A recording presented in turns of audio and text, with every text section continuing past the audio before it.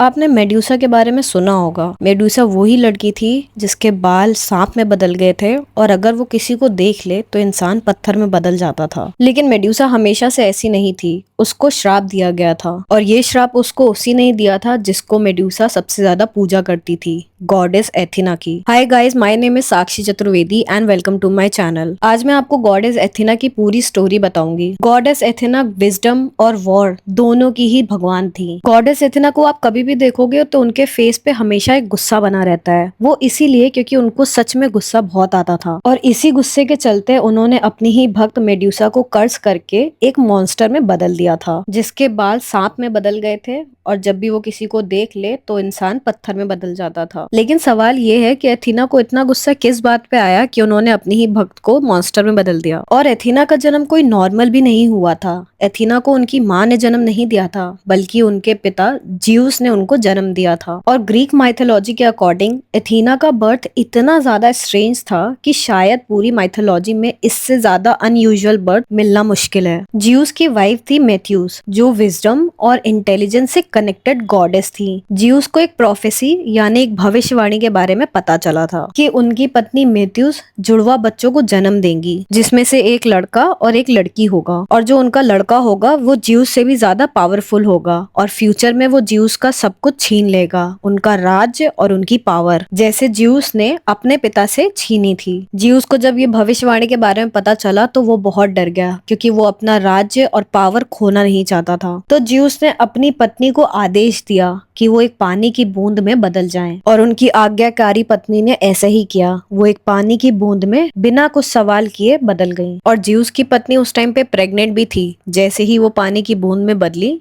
Juice ने उनको P लिया। ज्यूस को लगा कि अब उनके बच्चे पैदा नहीं होंगे, लेकिन कुछ ही दिनों के बाद ज्यूस का सर धीरे धीरे करके बड़ा होने लग गया और उनके सर में इतना ज्यादा पेन हो रहा था कि वो उसको सह भी नहीं पा रहे थे। जब ज्यूस का सर बहुत ज्यादा बड़ा हो गया और वो सरदर्द उनके लिए सहना मुश्किल हो गया, तो उन्होंने अपने सेवकों को आदेश दिया कि उनका सर कुल्हाड़ी से मार के खोला जाए। और जब ज्यूस का सर खोला गया तो उसमें से जन्म हुआ गॉडेस एथिना का। और गॉडेस एथिना का जब जन्म हुआ था तो वो कोई बच्ची नहीं थी, बल्कि एक फुली ग्रोन वॉरियर वुमेन के रूप में उनका जन्म हुआ था। वो अपने आर्मर्स भी पहने हुई थी, उनके वेपन्स भी उनके साथ थे और कंप्लीटली रेडी थी, जैसे उनको किसी युद्ध में जाना हो। मतलब जिस गॉडेस को हम विजडम, स्ट्रैटेजी और वॉर से जानते हैं, उनका जन्म ही वॉरियर की तरह हुआ था। और इसी वजह से एथीना का कनेक्शन बिगनिंग से ही इंटेलिजेंस और स्ट्रेटेजी के साथ जुड़ा हुआ था। ज्यूस ने एथीना को अपनी बेटी के रूप में एक्सेप्ट किया और ज्यूस अपनी ही भविष्यवाणी बदलने में सक्सेसफुल रहा और इवेंचुअली एथीना ग्रीक माइथोलॉजी की सबसे इम्पोर्टेंट गॉडेस में से एक बन गई। वो विजडम की गॉडेस थी और स्ट्रैटेजी की गॉडेस थी। क्राफ्ट्स और स्किल से भी उनका कनेक्शन था और वॉर की भी वो गॉडेस थी। गॉडेस एथेना दिखने में बहुत सुंदर थी और उनकी आंखें ग्रे थी, इसलिए हर कोई उनसे दोस्ती करना चाहता था और उनके आसपास रहना चाहता था। लेकिन गॉडेस एथेना जल्दी किसी को अपना दोस्त नहीं बनाती थी। गॉडेस एथेना ने एक दोस्त बनाई थी, लेकिन उनकी वो दोस्त मर गई थी और वो भी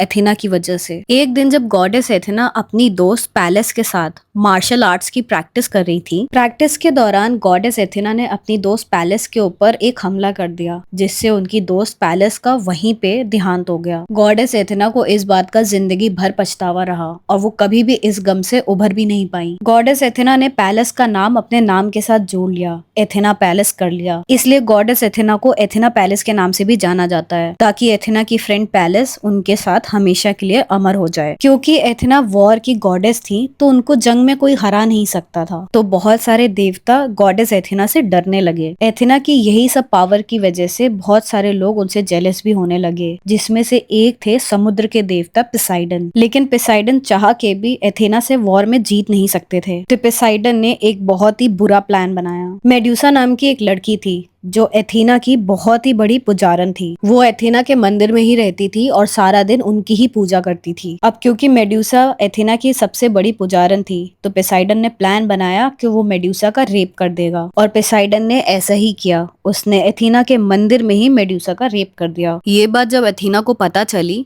तो उनको लगा कि मेड्यूसा पोसेइडन के प्यार में पड़ गई हैं। तो उन्होंने गुस्से में आके मेड्यूसा को ही श्राप दे दिया और मेड्यूसा को एक नॉर्मल लड़की से मॉन्स्टर में बदल दिया। गॉडेस एथेना को बहुत ज्यादा गुस्सा इसलिए भी आया क्योंकि गॉडेस एथेना वर्जिनिटी में बिलीव करती थी। गॉडेस एथेना का भक्त बनने का मतलब है कि आपको जिंदगी भर वर्जिन ही रहना पड़ेगा, और गॉडेस एथेना खुद भी हमेशा वर्जिन ही रही। और पोसेइडन उनका दुश्मन भी था, तो उनको लगा कि मेड्यूसा ने एक तो अपनी वर्जिनिटी भी तोड़ी, दूसरा पोसेइडन के साथ, इसलिए उनको बहुत ज्यादा गुस्सा आ गया और इसलिए उन्होंने मेड्यूसा को जिंदगी भर के लिए कर्स कर दिया। लेकिन बाद में एथीना को रियलाइज हुआ कि उनसे गलती हो गई। लेकिन ये पहली बार नहीं था कि एथीना ने गुस्से में आके कुछ गलत किया हो। एथीना के राज में एक लड़की रहती थी जो बहुत ही ज्यादा अच्छा हैंडीक्राफ्ट का काम करती थी। बहुत से लोग दूर दूर से उस लड़की का हैंडीक्राफ्ट का काम देखने आते थे और खरीदने आते थे। एथीना भी हैंडीक्राफ्ट का काम करती थी और उनका काम भी बहुत अच्छा था। तो उस लड़की ने एक बार बातों बातों में ये कह दिया कि उसका हैंडीक्राफ्ट का काम गॉडेस एथेना से भी अच्छा है। जब गॉडेस एथेना को इस बात का पता चला तो उन्होंने इस बात को बहुत ही पर्सनली ले लिया और वो उस लड़की के पास गई और उस लड़की को ओपन चैलेंज दिया और फिर गॉडेस एथेना का और उस लड़की का हैंडीक्राफ्ट का कंपटीशन हुआ। लेकिन इसी बीच गॉडेस एथेना को बहुत गुस्सा आ गया और उन्होंने उस लड़की को एक मकड़ी में बदल दिया। लेकिन उस लड़की ने हार नहीं मानी। मकड़ी बनने के बाद भी उसने इतना अच्छा जाल बुना